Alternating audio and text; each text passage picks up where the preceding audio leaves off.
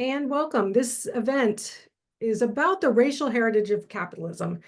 As we continued our planning, we realized that the more useful conversation is definitely rooted in the racial heritage of capitalism, but is going to be a bit more of an applied conversation, a little bit less theoretical than we had originally thought.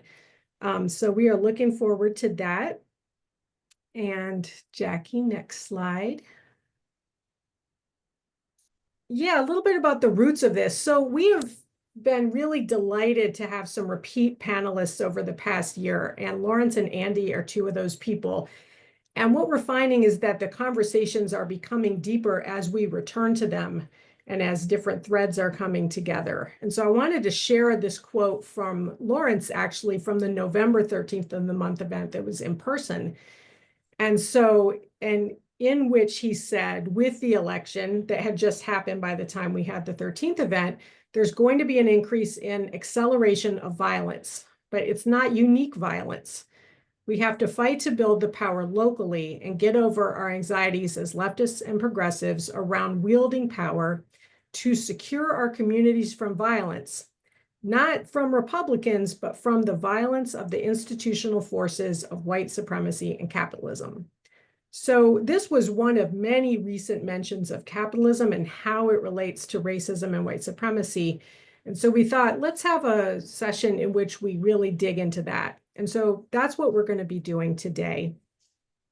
And let's get to our panel and have them say a little bit more about themselves. Okay, so I am Dana Polson. I am a staff member at BRJA.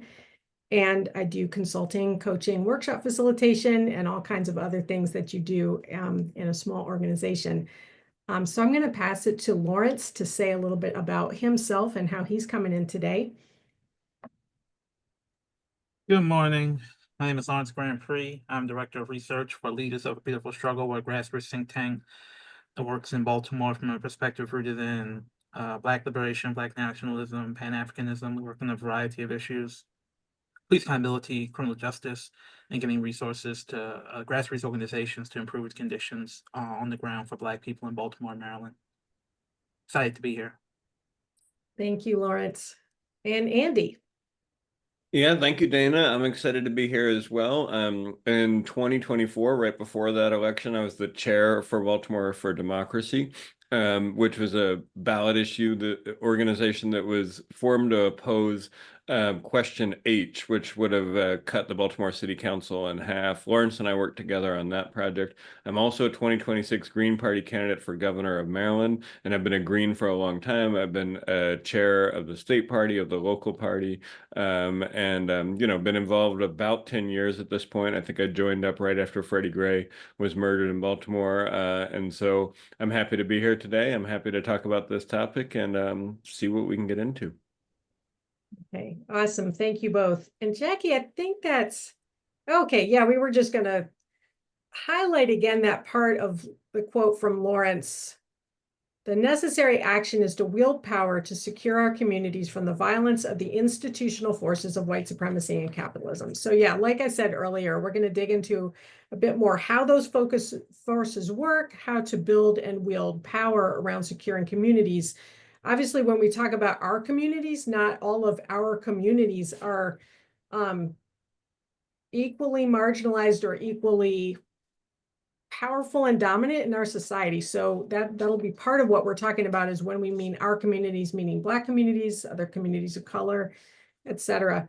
A little note about, we had originally framed this kind of as a talk about racial capitalism, and we are not going to delve into the theoretical framework of racial capitalism too much, although we will be referring to it and drawing from it throughout the discussion today, but there's a load of resources on that if that's something you're interested in, and we can put some names in the chat later about that. But as somebody said, Lawrence, earlier, maybe we're going to be a little bit more applied as we're talking today. All right, so let's get into it. Yeah, we're going to start with, we're going to be getting to, let me say, more about reparations later, because it provides a really perfect opportunity to talk about how race and racism and capitalism and class come together But we wanted to get into that by talking about some related things. So cuts to the federal workforce are something that we've been seeing a frightening amount of lately. And in this, we are seeing Trump and Musk really enacting racial capitalism in a way. And we're seeing that both ends of that very clearly. He's focusing on a basic sense of white entitlement, scapegoating Black and non-Black people of color, and the cuts to the federal workforce are a way that we can look at this. So many of you may have seen this point that Adam Serwer has been making around resegregation.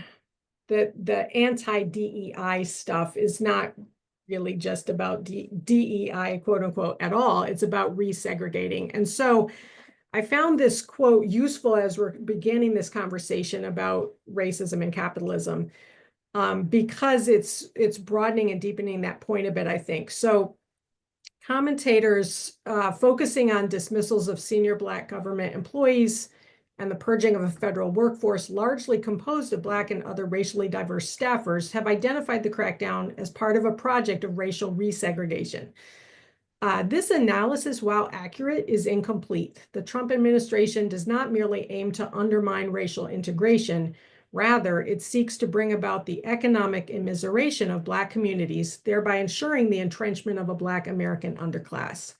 So I found this a useful way to start getting into this conversation.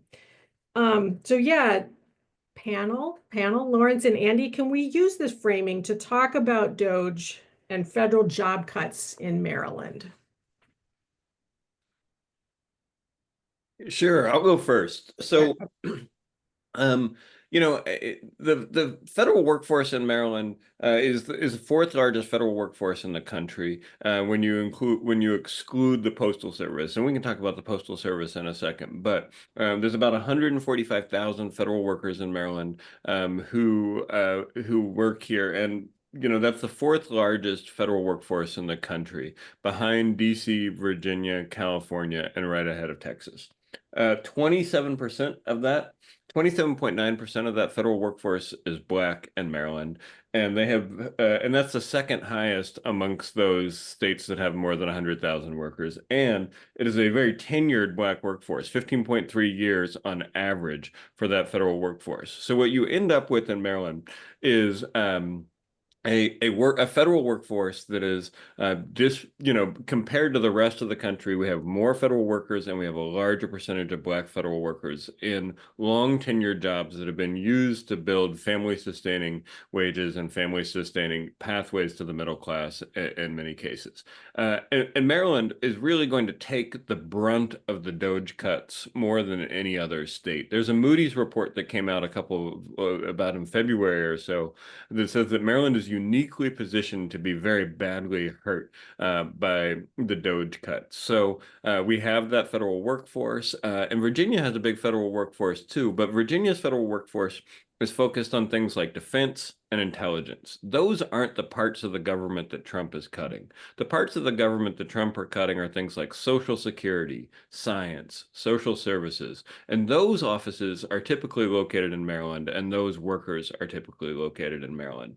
So we're looking at about 24 to 25,000 job cuts in Maryland this year from the federal government as a conservative estimate. And I think when we think about the magnitude of that, it's like what happened to Sparrows Point over the course of about 50 years. So Sparrows Point manufacturing plant in Baltimore County employed 30,000 people at its peak. And over the course of, 40 or 50 years, that got winnowed down to zero. That's going to happen in the course of this year in Maryland as a result of these federal government cuts. And it's not, so that's some table setting. Those are some stats that I think are important to understand the table setting of this. And so Maryland is about to see its federal workforce, which has been a pathway to the middle class for Black workers and Black families, decimated in a way that we can't even comprehend. And I guess the question I would ask is like, what jobs are a lot of those folks going to have access to after this, especially in Maryland, right? If you have 24,000 people who are federal workers who are in the federal workforce who are no longer in the federal workforce, where are they going to go to get the kind of wages and the kind of jobs that they had in a career that was 15.3 years long? Are they going to, I mean, maybe there'll be some, service sector jobs that pop up, but a lot of those are getting cut in Maryland, or nonprofit sector jobs that are getting cut, but those are getting cut in Maryland too. Our research institutions are getting cut. Our educational institutions are getting cut. And Maryland is a state where the Black middle class is strong, has helped build a political and economic power base, and Trump is taking aim directly at it. And I don't think we should think that it is accidental that that is happening to a state like Maryland. That has that kind of tradition of federal government and jobs being good paying family sustaining jobs for Black folks. So I guess that's where I'll start. Is it's grim, it's targeted, and it is going to affect us pretty significantly as a state, but it's especially going to affect Black workers who in this 29% of those folks are Black workers in Maryland, and that's a high percentage. I think we're going to see a lot of impacts here as a result of that. I'll hand it off to Lauren. So.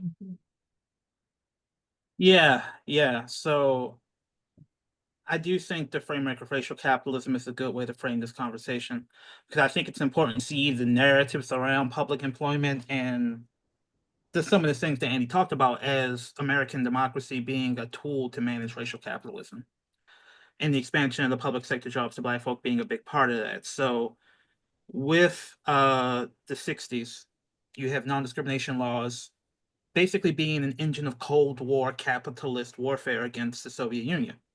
You couldn't have the image of overt discrimination and barring Black folks from public employment if you wanted to win access to global markets, and they're choosing who to trade with, the communist socialist bloc or the American bloc. Similarly, you have folks coming home from war, getting jobs, getting educated with increasing access to education. You can't just totally freeze them out of employment. The private sector is still pretty racist and has unions, but also structures of seniority and specific skills where they're not as open to Black employment. But the public sector, I mean, obviously the state can sue itself and the state can set its own hiring criteria. So in the 60s and 70s, those increasingly Black folks are brought into public jobs. Now that is important in expanding the Black middle class, but it is also a tool of racial capitalism, because many of these folks are not the Black masses per se. Many of them are folks who benefited from affirmative action. Now, when you talk about Black control of local governance, that aperture begins to expand a little bit more towards the Black masses working at City Hall, sanitations, things like that. But in general, you see Black political agitation being a way to get these jobs, because for Black people in the face of capitalism, one of the best ways to essentially redistribute America's wealth has been through the use of the public sector, specifically through getting access to public sector jobs and contracts to do work for the public sector. And this frames, in many ways, public sector work as Black people's work. Like, watch films from the 70s and 80s.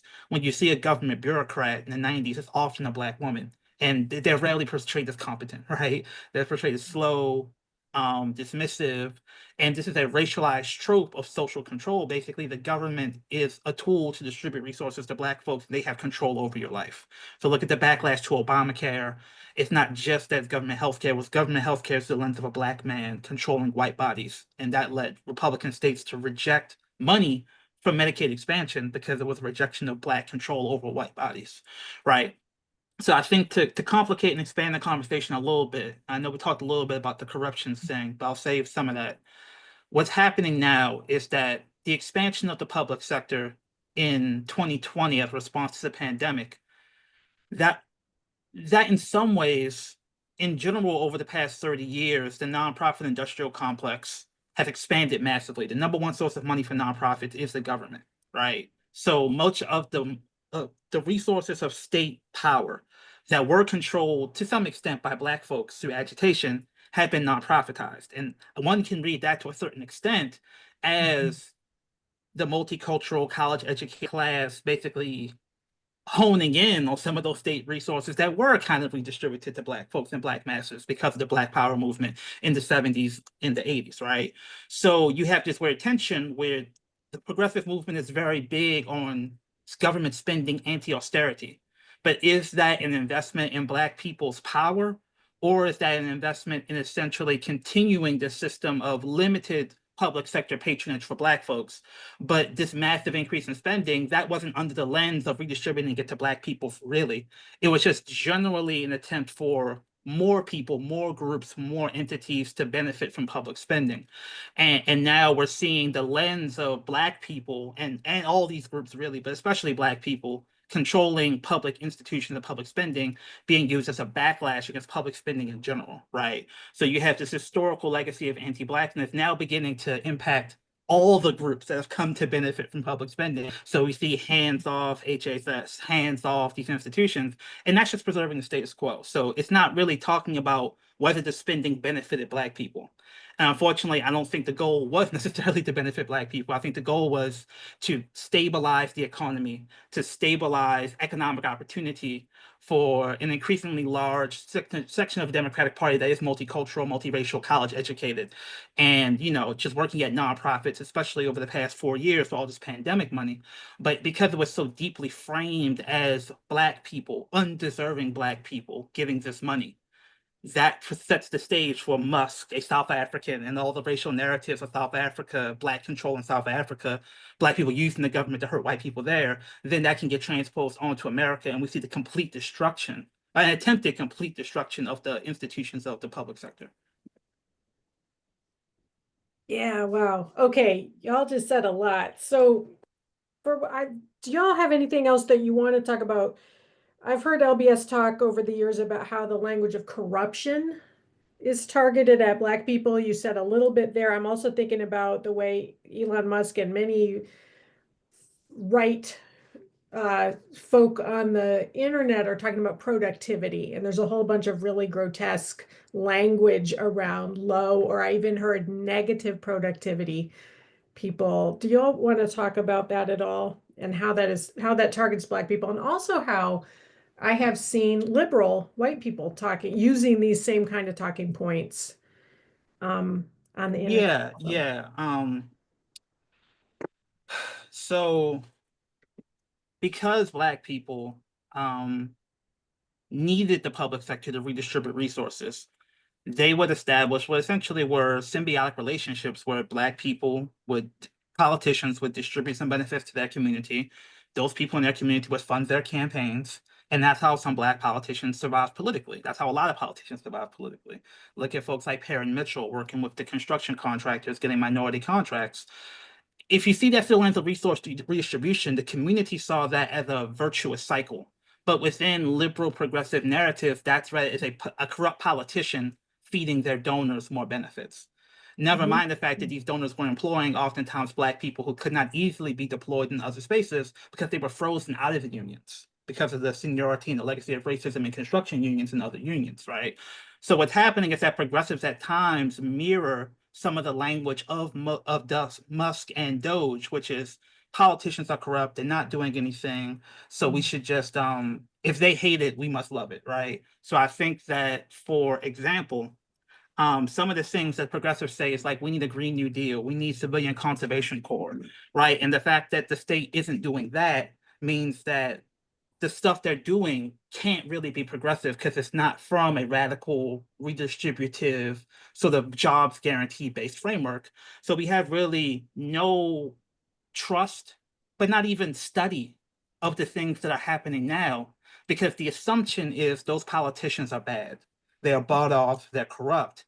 Only a new Bernie or a new radical leftist bottom-up multiracial coalition could ever produce a government worthy of paying attention to and learning from, right? So we have this weird environment where we kind of have this double bind, where there's no accountability for the status quo. We aren't really paying attention to holding folks accountable to deliver on the things they're actually getting, because the assumption is it's all corrupt. There's nothing even worth looking at. We're just going to assume it's all going to fail. And we'll point out the excesses, we'll point out the extreme examples of corruption, like Eric Adams in New York, and we'll take those to be the norm. But because we do that, we don't actually build the basis for any intentional expansion of existing government programs that could build a political constituency within the existing people, within the political sphere, within the political bases that do benefit from existing flows of public money. So we all have to bank on this massive bottom-up jubilee. But people have been fed so much negative propaganda about the state, oftentimes from the left and progressives, that it's hard to generate the energy from that massive bottom-up movement, right? So because we aren't looking at the ways in which, you know, community development corporations and folks doing things like land banks, it all kind of molds together where it's not really worth seeing that as a tool for distribution and a tool of people who have political power that we can plug into to improve conditions. Many progressives just kind of lump that into the general malaise of racial capitalism creating state capture of the government. And the last thing I'll say is that the whole narrative of state capture is true and is powerful, but the assumption that Black folks have not been fighting it or strategically navigating it, I think reflects a particular vision of progressive anti-Blackness that assumes that we aren't strategically engaging or fighting the racial capitalism that we know is co-opting our pain and suffering into the political machines. And we're so disconnected from the history of those battles going back to the 60s and 70s to carve out spaces for Black people to use public dollars progressively, that there's no space to almost build coalitions with the folks that are currently existing in the political sphere. We just kind of have to assume that there's this massive base of angry underclass that if we somehow activate it, will create the revolution. And I think that that just locks us into a world where the Musks and the Doges of the world have more firepower to mobilize politically, because why would you mobilize to protect something that you've already seen as corrupt and captured? Yeah, and let me say, like, I think that one of the things that has been most interesting to me to watch as the Doge stuff has happened is the quickness with which white national Democrats are willing to agree with the waste, fraud, and abuse framing. So Doge and Musk will say there's waste, fraud, and abuse, and they'll say, sure, there is, and we obviously need to cut it, but we're not going about it in the right way, right? And they're already ceding the territory at that point to vastly scale back a federal government and vastly scale back a set of services. And the only question at this point is going to be when and how much, not if. Now, look, don't get me wrong. Like, I'm not here to say government is perfect or anything like that, but they need to find, there needs to be a space to be able to push back and talk about how we need to get government to work for Black communities, for communities in Baltimore, for communities in Maryland, instead of ceding the ground that says the waste, fraud, and abuse framing. As long as we allow the waste, fraud, and abuse framing to lead the day, government and jobs and things like that are going to get cut, and they're disproportionately going to get cut for Black people and for Black workers. I think that's the trick. The trick is for them to say, well, look at the polls. Everybody says everybody hates government, waste, fraud, and abuse. And so white moderate Democrats will get up and agree with that framing. And once that happens, those things are never coming back, right? The jobs that are going to get cut at Social Security, not coming back. The jobs that are going to get cut at NIH, not coming back. Because once you agree with that framing, it's all downhill from there. And so I think in Maryland, that affects us not just at the federal worker level. It also affects us at the federal funds level for education funding, for Medicaid funding, for things like that. It also affects us at the federal grants level. You know, people aren't going to want to give grants to programs that do X, Y, and Z. And look, we all have our critiques of all of those things, but the goal should not be to bicker with Musk about where the waste, fraud, and abuse is. It should be to reframe how we orient ourselves to the government so that it is providing the resources and the power to communities in order to be able to take care of the problems that face them. And that's not going to happen as long as we agree with the fundamentally right-wing framing about the way the government works. Yeah, I'll briefly try to respond and engage with that. I think some of the things that our realized lens will lead us to view is that the forms of capital flows that could be more under Black community control, those will be seen as waste, fraud, and abuse specifically, which is distinct from Black jobs, because there are college-educated Black folks who are working in institutions that also employ a lot of people of other races, and they're seen as technocratically elite, effective managers, those jobs are good jobs. While if there's like money flowing in cities and then the cities have more control to redistribute those funds locally, those may be seen as more open to waste, fraud, and abuse by the coalition of conservatives and progressives because of Black community control with Black political control within those cities. So, like, for example, I don't think the FBI headquarters will be seen as waste, fraud, and abuse by many good liberals because they see those as good jobs that can stabilize the economy, while more money flowing to cities to be able to redistribute under their control, those we may accept those things being cut. And I think that there have been successes through things like the money flowing through ARPA that I think Democrats will be willing to not fight for in the future in favor of either more universal redistributive policies like a UBI or targeted specific defenses of grants to HHS or things like the FBI. And those sort of things can get constituencies because there's an interest convergence between the economic development theory and the economic redistribution theory within particular sort of college-educated progressive networks.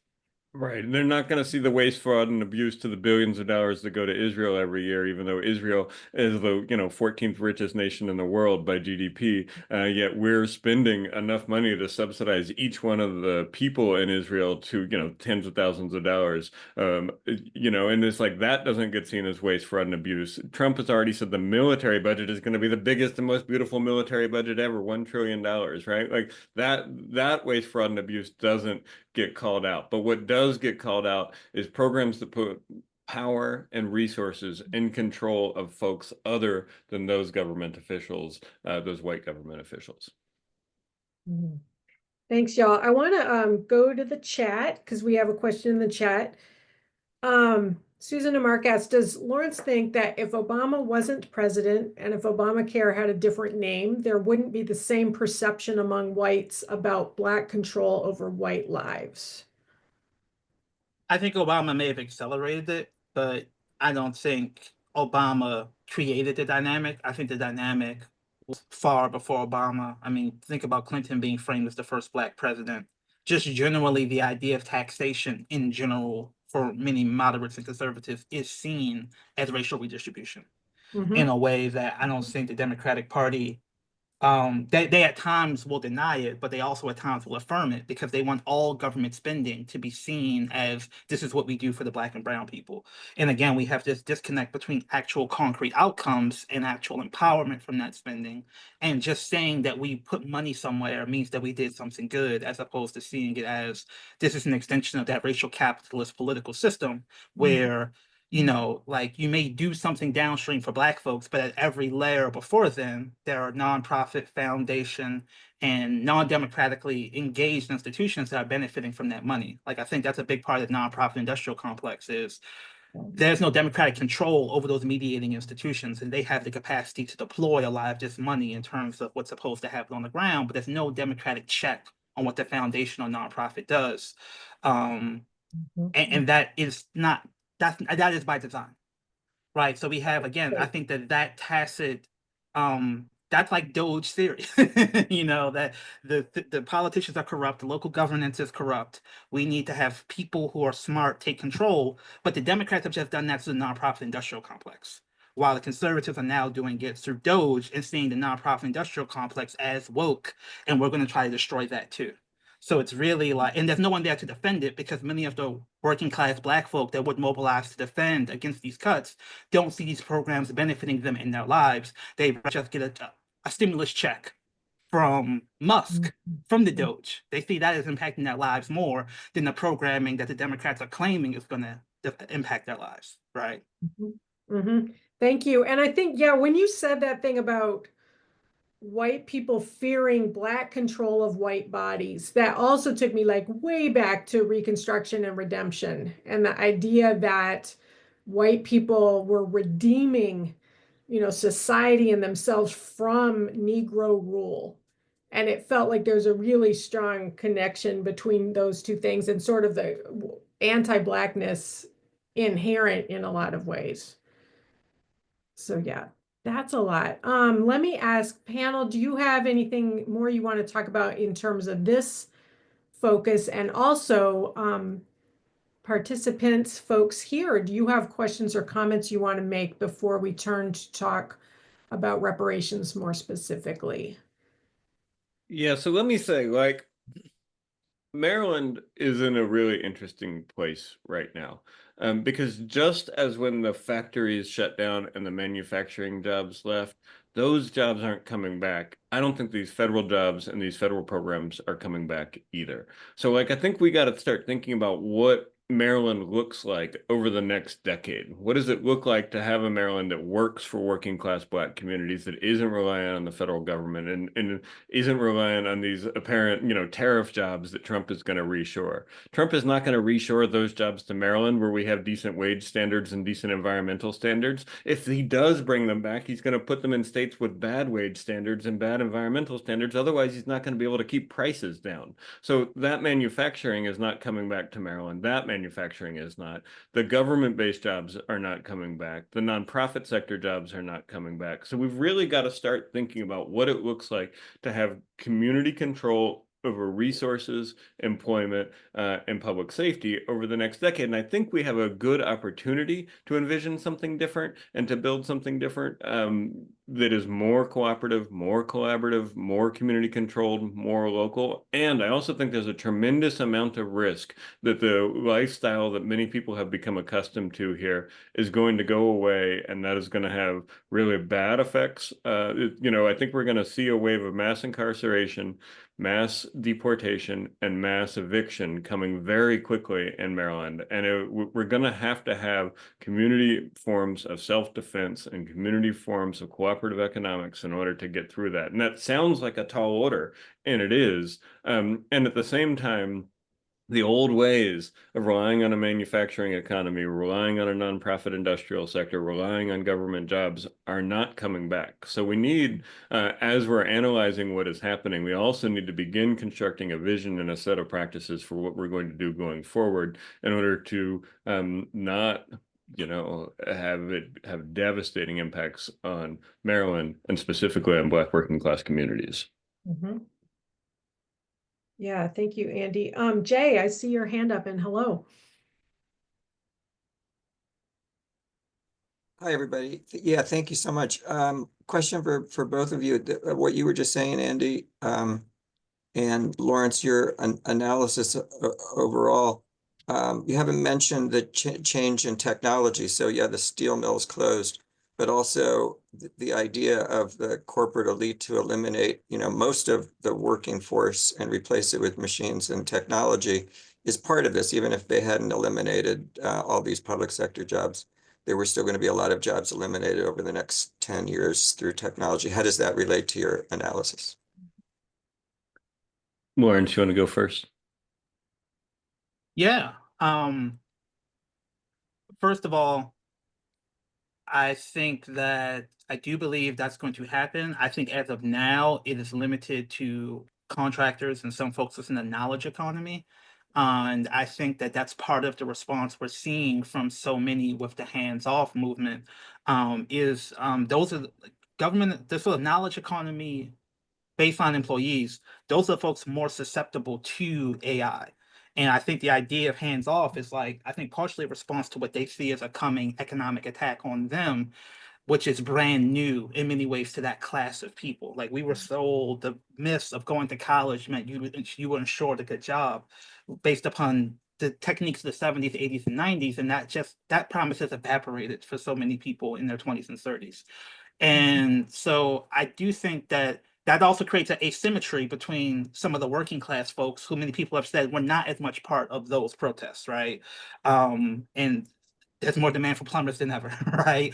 So it's this weird asymmetry where the techniques of working of a capitalist discipline of the workforce, and many people see the rightward shift in Silicon Valley response to calls for unionization from the 2020 Great Awakening or Awokening as a new class of knowledge economy employees rising up, and capital wanting to discipline them in the way they disciplined the manual labor working class in the 70s and 80s. And I think that this class has far more resources to fight back. I think that as much as, Musk was talking about having full self-driving AI in 2015. And obviously that didn't happen, right? So I know that we are approaching some sort of AI shift. I think similar to how people predicted the ATM would destroy jobs in banks, and jobs kind of stayed the same for tellers. I think there are ways in which we don't know what's going to happen. We know it's going to have implications for like contract work for graphic designers and contract work for some people doing like some things that can be replaced by AI. But I think that the fundamental question of redistributing the wealth to community is the only mechanism to address that dynamic. And I think part of the concern is that's largely been left off the table or has been seen as sort of just generally keep things the way they are, hands off everything, protect the status quo. That's being marketed as protecting the economic arrangement that so many of those college educated people have benefited from. And I think, like you said, that economic arrangement is not going to be stable over the next 10 years, regardless of Musk and Doge. So we really have to activate that political energy towards a more deep focus on redistribution and building institutions that can protect people's fundamental needs being met, because the market's no longer going to be able to do that effectively. But I don't know. I think the threat of it is a tool to discipline labor, especially knowledge economy labor, in a way that they haven't been able to use in the past. Yeah, and so like I work in the knowledge economy in a non-unionized place that has over the last couple of years laid off a decent number of people and reshored a bunch of folks offshore in India, Poland, and Mexico. And we are being told to learn how to use the AI and that we have to use the AI as part of our workflow. And I think that is coming. And I think that is coming. And I think it's going to be another one of those things that is pretty devastating for Maryland, because a lot of our economy right now is based in that knowledge economy, and our tax base is based in that knowledge economy. So I don't think we're going to have that go away. One of the things I will talk about sometimes at work, though, not in, meetings with the bosses, is like we need to have cooperative control of some of the tools of AI, right? Those are the new means of production, and we need to think about what it looks like to have cooperative control of those tools. We can't give all of our agency over to OpenAI and Google and those folks. And so it's like we got to think about what it looks like to control the technologies of production at a community level. And I don't think that's going to be easy with AI because of the energy inputs and those types of things make it really difficult. But we've got to start thinking about it that way. Otherwise, we're going to be a disciplined workforce that has no control over the means of production and no access to the means of production unless the corporations give it to us. So that's part of it. The second part of it is, since 1975, $90 trillion have been shifted from the bottom 90% to the top 10%. And if we want to be able to address the majority of the problems that we have to start figuring out how to redistribute the resources and power. It's fundamental, and there isn't a solution other than that, right? Like there's no nibbling around the edges and finding ways to solve problems like that without building institutions that can redistribute resources and power at a community controlled level. And what does that mean in a workplace? It means more democratically controlled workplaces. It means more community control over resources and power. And again, it's a daunting task, but if we don't do it, we're going to keep repeating this cycle over and over and over again. And the results are going to get worse for working people each time. Ooh, that's a lot, y'all. Andy, would you say that statistic again? You said about 90 trillion something what? So if 1975 income distribution were to have stayed the same from 1975 to today, there would be $90 trillion more in the hands of the bottom 90% of workers. $90 trillion is the amount that has been upwardly funneled to the top 10% via policies that came in the last 50 years. And so like those policies are where we need to focus our effort. We can't pretend that we can fight against that without recognizing that there is a massive effort to liquidate working class and middle class wealth and to transfer it to wealthy people, and if we can't recognize that and we can't build things to resist it, they're going to keep doing it, and it's going to get worse and worse. Ooh, thank you. Yeah, I'm hearing a lot about myths and mythology and sort of mistaken assumptions about progress and, that if I go to college and blah, de blah, good job for the rest of my life. Interest convergence and what happens when interests no longer converge. And I would also say the mythology of what happens when we don't understand that interest convergence is what's going on, and instead think there has been some fundamental shift. Thinking about the civil rights movement, for example. There was not a fundamental shift in how white people were looking at these things. There was interest convergence that was historical and temporary. And so, yeah, y'all are giving me a lot to think about. Participants, audience, etc. Any questions or comments you want to make before we shift to talk more directly about reparations? Give folks a minute. Okay, I'm not seeing anybody waving. All right. Okay, let's shift a little bit. We had an amazing quote from Dr. King to share with you, but like I said, we were having a little tech issue, so we're going to just dive right in. Both of you have been doing a lot of thinking, working, talking around subject of reparations recently. So we're going to talk about this a little more specifically to Maryland and to particular plans that are being floated, the bill. Lawrence, can you start us off by talking a bit about LBS's advocacy work around reparations, not only, but including community control of reparations in Baltimore and in Maryland? Yeah, let me do some of the theoretical analysis, and then I'll conclude with some of the specifics. So, I mean, just kind of starting from the framework of racial capitalism, because I think that, again, it's become a thing on progressive spaces to kind of ignore reparations as the cynical deployment of identity politics, to use symbolic concessions to claim to be helping Black and Brown people in a way that has no material implication to it, right? And I think that people read things like affirmative action and reparations along the same trajectory as just a tool to empower a small Black elite to continue to sheepdog the masses into the Democratic Party. And I think that that leads people in the progressive era to assume that the issue of reparations is too much focus on race, too much attention to racial difference, too much racial analysis. And the solution is more universal class-based politics. And I think one thing we've tried to make the argument for in Maryland that the opposite really is true, is that yes, it is true that you can use reparations, just like you can use anything, to be a cynical tool to deploy moderate concessions and suck up energy from legitimate pain and suffering into a political machine that feeds the majority of the benefits to elites and immiserates the masses. But it's also possible, if you turn deeper into an analysis of race and view reparations as correcting, as I stated before, the limitations of what most people perceive as racial politics, which is the cynical nonprofit industrial complex hustling off of Black people suffering. If you reparations as a corrective to that, then you're actually steering deeper into a theory of grassroots community empowerment that uses reparations as a framework to empower the Black masses who have been exploited through the very racial politics that many leftists critique, right? So in our work here in Maryland, we've been very explicit at rejecting or challenging previous legal and political formations that have essentially or legitimately called themselves reparations in other places.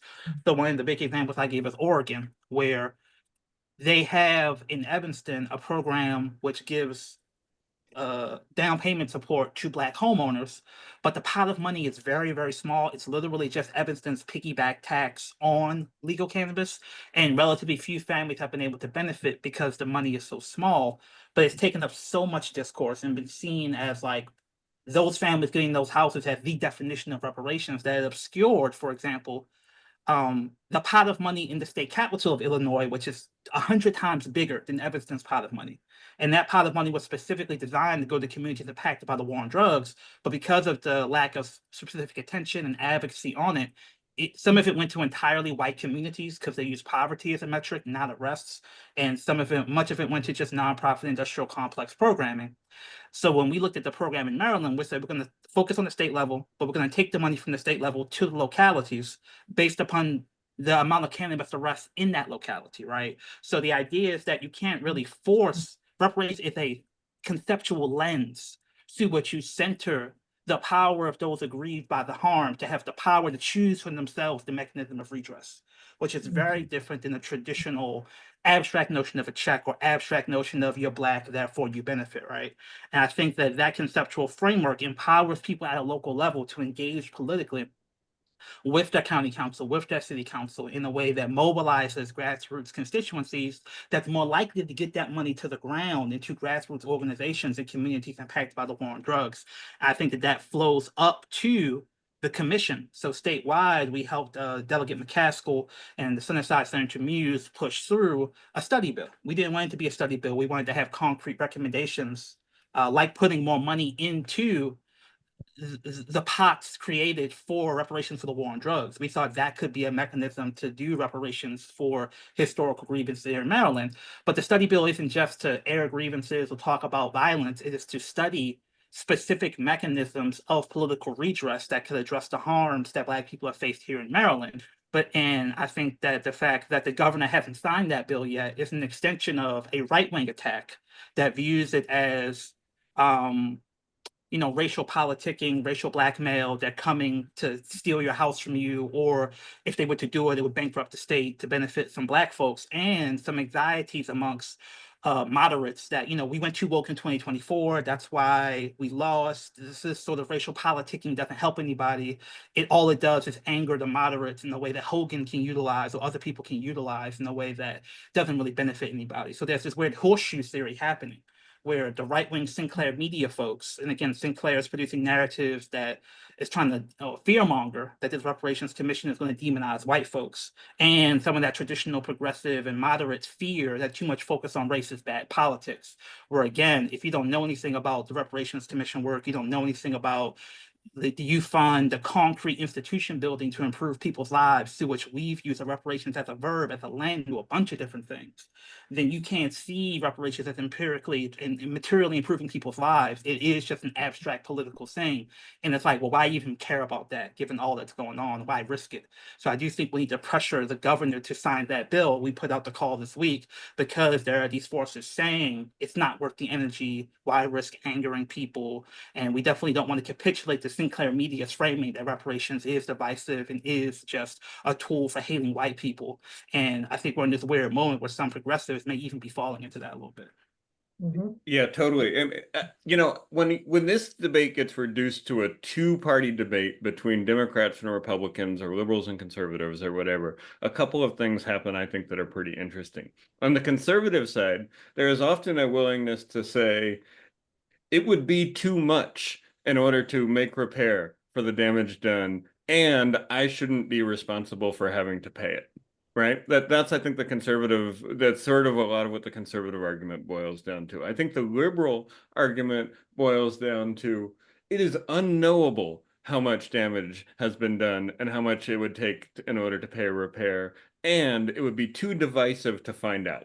Right? And I think you end up with those two arguments. And those two arguments, both sides benefit by maintaining it as an abstract concept. Should we pay reparations or not? As opposed to what does it look like to talk about the policy of making repair? Look, specific people in Maryland were harmed by specific policies that came from the government, and there is specific redress that can be calculated. It's kind of fascinating that in a capitalist world where we're willing to calculate the value of every single thing, we're not willing to calculate the value of a Black family's land that was stolen from them with the police support of racial terror and things like that. It's calculable, it's knowable, and it's discernible, but both political parties benefit from keeping it abstract and keeping it discernible because A, they don't have to act on it, and B, once we start talking about things like, hey, if somebody's land was taken from them illegally by the county, shouldn't their descendants be compensated for that?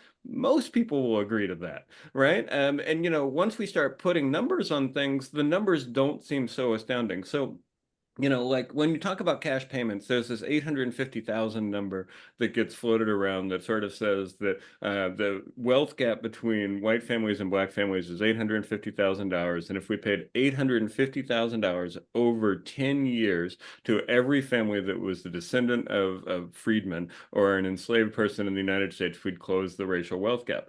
And that's a lot of money, but it starts to get tangible at that point, right? And once it starts to get tangible, we can start talking about what policy looks like in order to address those harms. But as long as we're able to keep it abstract, we never actually have to get into those specific instances of policy that was used in order to harm people, and the effect that it has on their descendants. And we don't have to get into the specifics of what the really the actuarial question is, in a sense, right? And so we get focused on debating about this sort of ontological question of how we address white supremacy through politics. And I don't think reparations are necessarily there to do that. I think they're there to help address specific harms that have happened as a result of policies that we can shift power and resources to the people who have been harmed so they can decide how they're going to use those power and resources. And so, you know, the Green Party has had cash payment reparations and a broader reparations policy in their platform for 25 years.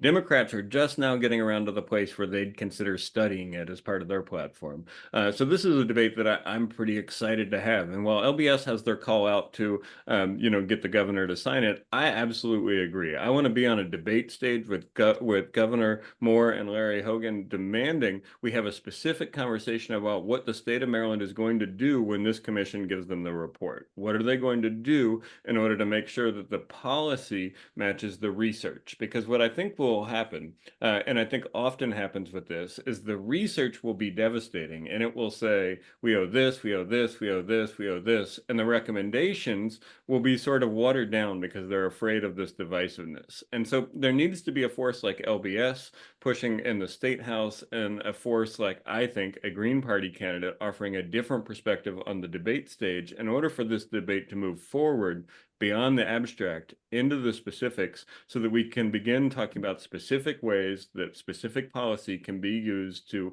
ameliorate the harms of the past, put resources and power in the hands of people who it's been taken from, and begin to repair the damages that have been done. Yeah, and if I could say something really briefly. Yeah. It's hard because it is a complicated question. And some of the ways that LBS has tried to address it challenge certain assumptions people have about it. So, for example, some of the assumptions is that, well, it can't be serious because we know any race-specific policy will be stricken down by the 14th Amendment. So one of the things that we've been strategic about, like with the Reparations Commission for the War on Drugs, the reparations policy, again, that's not race, that is percentage of cannabis arrests in that locality. So even the idea that folks aren't serious about it enough, serious enough to think through those questions, people wouldn't know if they just kind of look from the outside in. And I think similarly, like there have been serious levels of thought about individual payments and other forms of redress. So I think if you're going to do individual payments, you could look at individual families, but that locks you into a sort of liberal individualist legal tort model, which I think can be very legalistic and very limited to specific families and specific provable instances, and put a huge burden on people to produce documentation that isn't easily accessible, right? We know a lot of folks that came up with the Northern Migration, so they may not have been family enslaved in Maryland. They may have been enslaved like my family in North Carolina or Louisiana. But if you look at something like, if you want cash payments for people who have been oppressed through a variety of anti-Black policies, you could look at, you know, did your family go to a segregated school? We know that the historical earnings differentials, given that the violence, structural violence of denying resources to Black schools produce disparate life outcomes that produce earnings potential losses for Black people. And that's something that's more concretely provable in the intermediate term for people that came up in the Northern Migration. So even thinking about things specifically like that, specifically like what are institutions that benefited from slavery? Sinclair, Fox, Baltimore Sun ran ads looking for runaway slaves. They ran ads for the person who had the slave pens that shipped people down south, like Slater was doing advertisements, and it had a lot of stuff in the Sun, right? So looking at specific institutions. And the last thing I'll say, and this is really important, one of the biggest things about reparations is that the violence in the community hollows out their political capacity to defend their own needs. So I think the most proximate form of reparations for me, and I think LBS in general, is building community institutions that are accountable to community, that can be political nodes of power, that can advocate for community more comprehensively. There is no such thing as one reparations policy. Reparations must be a verb, because it's going to take years of strategically thinking about all the flows of money and capital and power in our society and redirecting those in ways to community community to more effectively build up its capacity for exercising power. So reparations for us means investing in institutions controlled by communities that have been impacted by slavery, Jim Crow, war on drugs, so they have political capacity to advocate for Black people, period. Right? Or be nodes of political power that we can struggle and contest and mobilize when needed, period. And that's what's been so hollowed out through centuries of violence.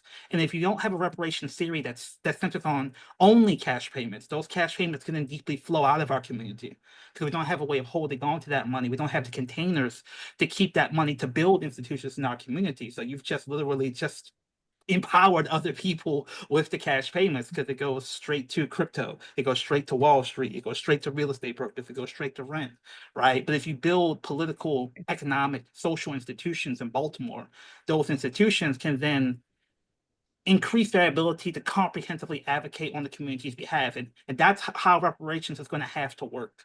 And I think that if you are a conservative, you don't think that's possible because you don't think Black people have institutions. But if you're a progressive or even a liberal, you also don't think that's possible because you believe that the trauma and violence done to Black people makes their institutional capacity so weak and so shallow, they can never possibly build those institutions to any meaningful degree. So all the institutional capacity has to flow through you. And I think that's one of the critical things that we have to challenge if we're going to do reparations effectively. Yep, I totally agree. And look, one of the things that I think that I have come to understand as I've gotten more into this is that the damages of legalized enslavement and the damages of legalized discrimination had individual and familial impacts, they had communal impacts, and they had institutional impacts. And if we want to have policy that is going to fix those things, we have to be willing to address each of those things, not one of those things, and have it and then fight from our individual corner on it. So for me, a reparations policy looks like looking at and understanding repair that needs to be made to individuals and their descendants. It looks like figuring out what needs to happen to strengthen community organizations that are in control of Black people and Black communities. And it looks like figuring out how to make better provision of services. It's like, it's not that universal services are per se bad. It's that when universal services stand in for reparation, that's not repair, right? So like, do we need better healthcare? Absolutely, we need better healthcare, but that can't be reparation by itself. And so for me, it has to be a policy that is willing to take exactly what Lawrence is talking about, which is an understanding of what has happened, and then craft a policy that is specific and detailed in order to begin to remedy that. And I think the problem with much of this debate is it gets stuck in an abstract debate that is not about how we actually begin to make policies about it. And because I think the actual debate about the policy is hard. I think we may end up, when I put my policy proposal out for this on the platform, Lawrence and I may end up disagreeing about parts of it because I am going to say that we should explore cash payment reparations. And I don't think that's the only thing that we should explore, but I think we should have a clear policy from the commission that explains what it would look like for Maryland to identify the individual and familial harms that came and what it would like in order to pay those, to make repair for that. I think the General Assembly should then debate it alongside a set of other bills. I think the key step here is to make sure that we are actually talking about knowable things and specifics, and we're not abstracted into a broader debate of what we can do to remedy white supremacy. We may not be able to do that with policy, but we may be able to put resources in the hands of people who can begin to remedy and ameliorate the effects that it has had on them and their communities. The last thing I'll say about this is one of the things that I think is most interesting about the floor debate that happened with the Reparations Commission in Maryland is a Republican senator got up and made a Republican delegate got up and made a proposed amendment that we limit this only to people who are currently residents of Maryland, not anybody who was enslaved in Maryland during the history of enslavement. And I think that's a fascinating amendment that on its face makes sense from a fiscal conservative perspective in 2025. But if we think about the way that racial terror was used in order to drive people from the state and from their homes and from land that they had worked and had owned, we should think about maybe some of those folks are the ones who will come back to Maryland if we have a robust reparations policy while all the white folks move back across the river to Virginia because they're afraid to have to pay more for it. So I think there's a lot of implications to talk about here. And I think that there's a threat that is coming from Democrats and Republicans. I will just move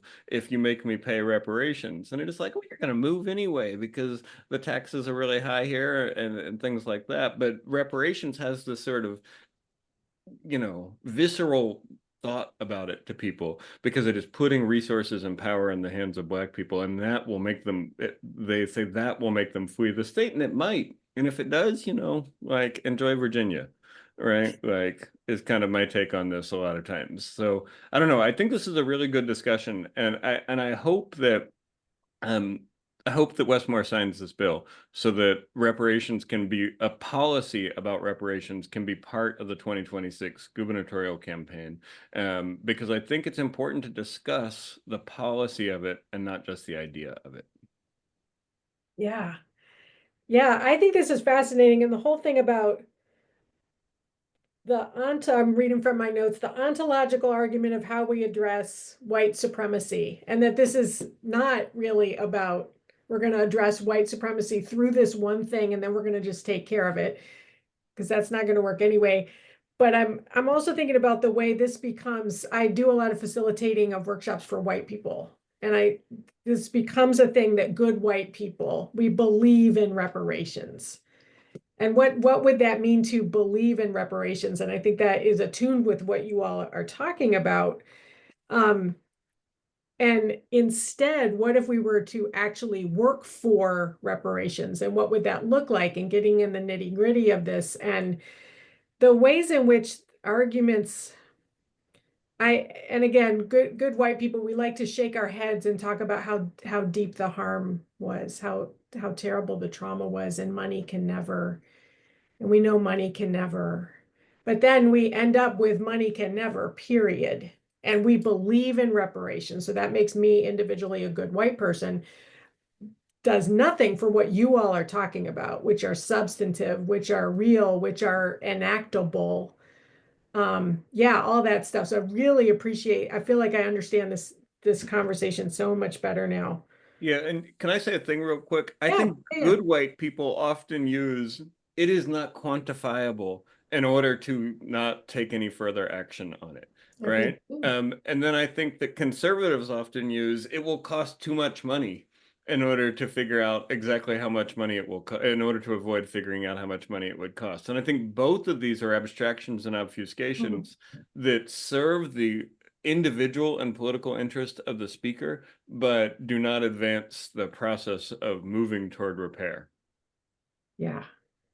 Yeah, I think so too. Awesome. I see that Taji has put a link in the chat. Taji, this is a LBS thing. Do you want to say a word? Yeah, I was just looking back at the email that Lawrence and his LBS team recently sent to. So if you want to send a message to the governor, they've got. Thank you. Yeah. Yeah, thank you. Yeah, Cool. and I mean, for me, the first step is get the governor to sign it. And then the second step is get the governor to let me be on the debate stage with him so that we can have this debate about whether or not about what reparations policy looks like in Maryland and what the next governor is going to do when the recommendations come to their desk.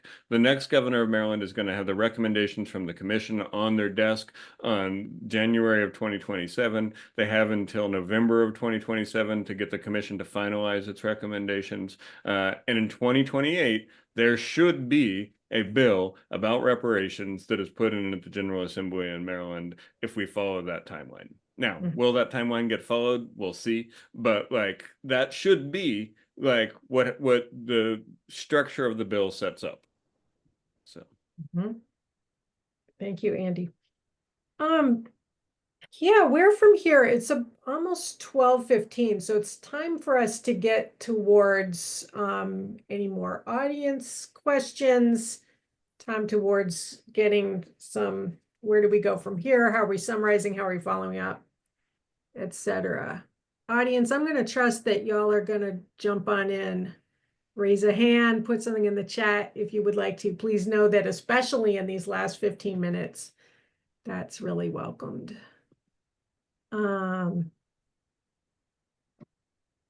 Yeah, maybe they're thinking. I know I'm thinking. Y'all want to come back at all? Lawrence, were you about to say something? Yeah, I'm just gonna Yeah. say the question about what does Maryland look like without the federal money? Yeah, And I yeah. think it's something we have to seriously think about because there's a possibility that no matter how much, I mean, some people on the call may want this to happen. I don't think Trump's going to be the last Republican president. And if this is the template that he set for what a Republican presidency is, then these sort of comprehensive attacks may become more the norm. I don't know if the Democrats are going to roll back executive power if they get the White House again. They'd probably have to get rid of the filibuster to do that. So we have to take seriously that this is a thing that's just going to be more common.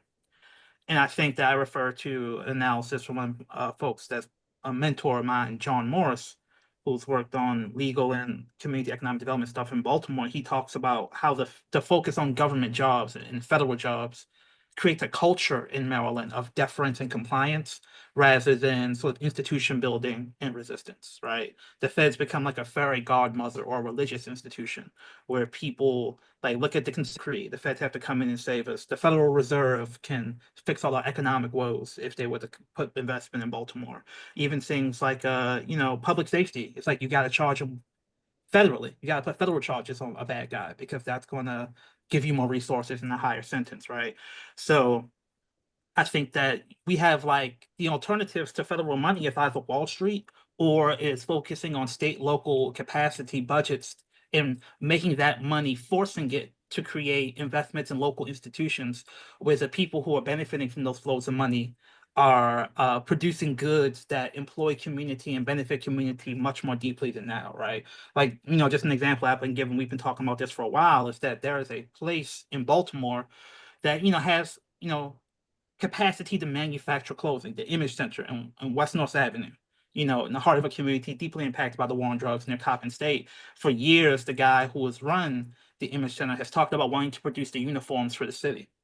But right now, the city gets its uniforms largely from one shop on Greenmount where the owner gets it from India. And for better or worse, it looks like we may have a tariff on India, right? So that creates a weird opportunity where, like, why aren't we investing in the capacity for people in Baltimore? He wants to employ young people in Baltimore to essentially make their own uniforms and to get a skill that they can then consistently deploy over time with essentially a captured market. Like, the uniform policy is not going away. So that's like hundreds of jobs that we're potentially leaving on the table because we don't want to strategically invest in the capacity of a local institution to meet an essential need. Right. And those are the sort of virtuous cycles that we'd have to invest in to deal with the loss of federal money. I think similarly, things like, investing in local food manufacturing, food growing capacity, things like the Black Church Food Security Network, as opposed to depending on food banks, bring cheap food in from around the world and depending on, cheap grain and cheap rice, like really having some way of investing in, whether it's schools or whether it's local institutions, to shop their resource from. And again, this would need to be an expanded capacity for something like a Black Church Food Security Network, which is where churches use their land. Many Black churches own their church land, but then using it to grow food to meet the needs of their parishioners, but also working with Black farmers around the state to meet critical food needs for communities. Like, what if there were a strategic investment to tie in like all the food that the city and state uses for essential functions, having some mandatory component of that really invest in the capacity for the Black Church Food Security Network or some other entity like that to produce more food in the state of Maryland to meet essential food needs. It's not an easy thing to do. But in a world where free trade is increasingly up for grabs and there's bipartisan questioning of free trade, it's going to take investments in those sort of institutions. And to me, that's reparations, or that's an example of what reparations would look like as beefing up those institutions, because then they would advocate for Black people's political interests in general when it came to economic development policy, when it came to ensuring their survival and expanding their capacity to meet our needs. Like, it's going to take dozens and dozens and dozens of those type of institutions with expanded capacity to achieve a world where Black people have the ability to meet their fundamental needs and equitable access to power and resources to live a quality of life that is commensurate with the resources in this country. And that's what reparations would look like for me. But it's going to take strategic investment in policies that builds up the capacity of institutions like that. And I don't think one bill will do that. There's no one bill that would ensure that forever and ever. Amen. So we need to have a multiple pronged reparations as a verb, as a theoretical lens approach for me. Yeah, can I follow up on that and then we'll get to Jay real quick?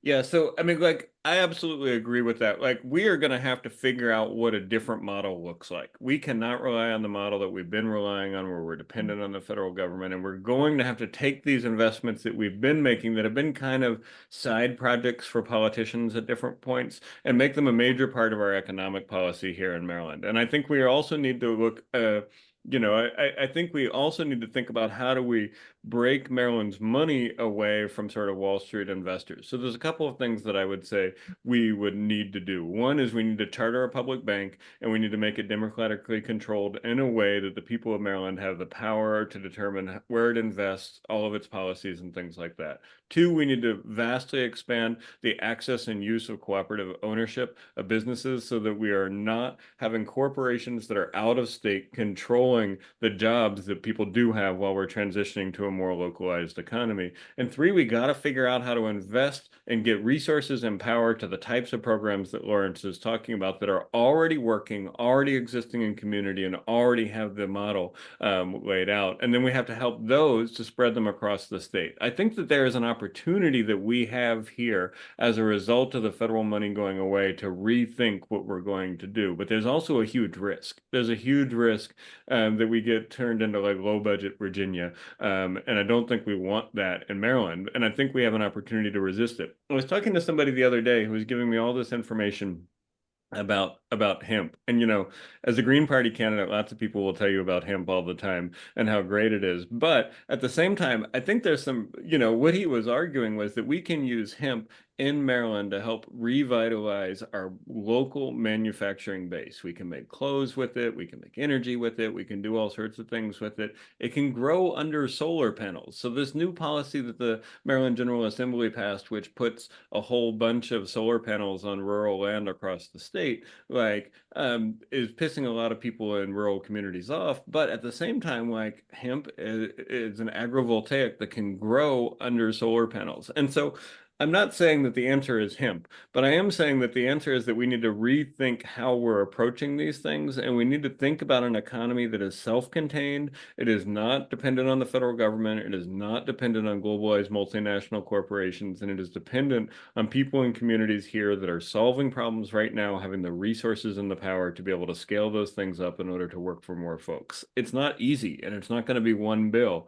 I agree it's reparation, and I agree that that's the kind of thing that we need to invest in. There's a couple of structural things that I think we can do it to help it along, but it is going to be identifying the things that are working without a lot of resources right now, figuring out how to scale them up, and figuring out how to be able to use them as democratically controlled levers and containers for people to be able to have opportunities to create a new Maryland. Thank you both. Jay. Well, Andy just answered my question, so that's good. Okay. Thanks. Uh-huh. I'm curious what your question was. Well, just that there was a little bit of tension between the two visions you're presenting, in the sense of, one is we've got to build community institutions. The other is we have to do a detailed analysis of exactly what reparations means quantitatively. But essentially, I hear you saying, that you see the two things as mutually supportive, in your view. Yeah, certainly in my view. Mm-hmm. Okay, cool. All right, let's head to wrapping up. I'm not seeing anybody want to come off mute? Anybody want to put anything in the chat from the audience? Questions or comments? I know that our panelists have gone deep. Taji, do I see? Yeah, Taji. Yeah, I like the point about building up institutions. How do you do that? I remember, Lawrence, I've heard you mention using tapping into like federal funds and directing those, potentially trying to direct those funds into more community controlled local Black-led institutions. What would that what would that look like? Yeah. And again, it's one of those things where if the funds are coming, the idea is to really be strategic about who gets them, who controls them, what's the framework for it. So for example, right, there was a conversation last year about like violence prevention and the funding for people that do violence prevention. A lot of those people work in hospitals. Like if you've been shot, you go in, someone comes to you and says, hey, I used to be outside, you can go outside, back outside, get shot or shoot somebody, or I can help give you resources. So that's hospital-based violence prevention, HVIP. And there was really talk about like, that's hospital, that's Medicare, so let's make that fundable to Medicaid, right? Which I think in some ways makes sense, but then you're tying that grassroots community capacity to the health industrial complex, and you're tying it to the federal government. And then look what Trump is now doing to Medicaid, right? So it's not just a question of like, if federal money is going to flow, they're making sure that it goes in a way that ensures community control of the institutions that getting the money. But in a world where, like that example, federal funding appears like it's going to get cut, like the person who talked about it as if that was the solution to all the funding problems. And if they could just magically get this through, then it would solve everything. And I think that's the mentality that John Morris was talking about. And Maryland's, if that's going to happen more and more in the future, we're going to have to be strategic about funding things like violence prevention, which is working very well. And I think working despite the attempts of federal public health, criminology, and nonprofit industrial complex folks to co-opt it into their frameworks. How do we get state and local money to fill in that federal gap in a way that makes sure that those critical institutional needs are met? Because that's the type of stuff that community feels, that community knows those folks, trusts those folks. And again, that's an example of something that feels like could be like reparations-ish. Whereas opposed to having to depend only on police, you now see institutions like the institutions that are doing violence prevention, that they've been building their capacity over the past 10 years in a way that has never happened before, in part because of federal money, but also in part because of grassroots community political agitation that has mandated those institutional formations have more capacity to really build themselves out. It's a constant battle to maintain the independence of those orgs. And in some ways, the strings tied to federal money is a threat to that independence. So if you have state and local money, that's also an opportunity to really demand that those institutions have the independence to operationalize cultural, spiritual, political methodologies that the federal and nonprofit institutions, foundations, may not be as cool with, right? So then you start looking at what are the pots of state and local money that can go to that. Is that the payment in lieu of taxes that we're talking about raising on the nonprofit institutions? Is that some of the opioid settlement money? Some of that opioid settlement money has already been allocated to some violence prevention orgs, which I think makes sense. But really having that conversation and be very specific about demanding that, again, these are institutions that need to be built, not just people doing good work here or there. They need to be able to institutionalize their work to meet the needs comprehensively. And if the Fed money is going to be more precarious, we need to be serious about like what is the consistent strategic plan to invest in those institutions that have capacity to be able to meet those needs. Yeah, thank you. And would you say that there are activities that people are doing that are maybe that could be doing what you're describing, institution building, directing funds towards Black-led community organizations? Are there other activities that people are doing that you think could be better spent doing that institution building and fund redirecting? I'm not sure about your question. Can you rephrase it? Yeah, I didn't say that clearly. So people are doing a lot of things in advocacy and in nonprofits, in government, local government, but they're not all doing, they're not all interested in building Black-led institutions or focusing on building Black-led institutions. What do you think are those distractions? I think that's a question that is beyond the scope of the time we have left, right? Okay. I'll say briefly, it's not a distraction, it's a different theory of change. The theory of change is either evidence-based methodologies that are vetted by academics are what those people need, and we need to go to the people that can deploy those methodologies at scale. Like, that's not inherently racist. You can love Black people and just think that's the best thing for them. Like, I think there are institutions that really think that's best for Black people. There's also a theory that, again, it's like, if it's Black, it's not durable. We need to have a multiracial coalition that has a theory of universal benefit beyond Black people to make the policy durable. Which, again, that's not inherently racist. That's just a different theory of change.